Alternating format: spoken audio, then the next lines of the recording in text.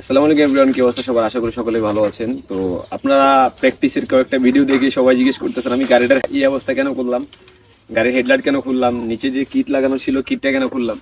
তো বেসিক্যালি আমি এতদিন পর্যন্ত আমার বাইক দিয়ে স্টক অবস্থায় প্র্যাকটিস করতাম। তো এখন আমি হ্যান্ডব্রেক সেট আপ দিচ্ছি।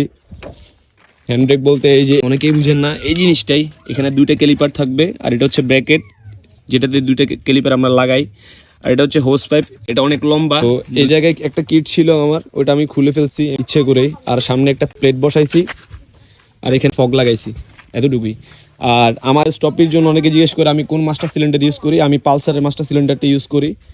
আর এখানে আমার 4B যে স্টক মাস্টার সিলিন্ডার ছিল সেটাই ইউজ করতেছি, আর স্টক ক্লাসটা কেটে ফেলছি, এতটুকুই। আহামরি কোনো মডিফিকেশন আমি করিনি, যেভাবে ছিল ওইভাবে আছে, জাস্ট হেডলাইট খুললাম আর নিচের কিটটা খুলে ফেললাম।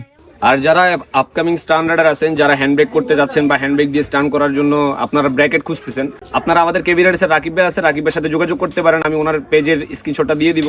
আমার কথা বললে অবশ্যই ওনার ডিসকাউন্টের ব্যবস্থা থাকবে। আর হোস পাইপ, ব্র্যাকেট আর ক্যালিপার আপনাদের কাছে এই যেই জিনিসগুলো লাগে ওনার সাথে যোগাযোগ করবেন। আর আমার কথা অবশ্যই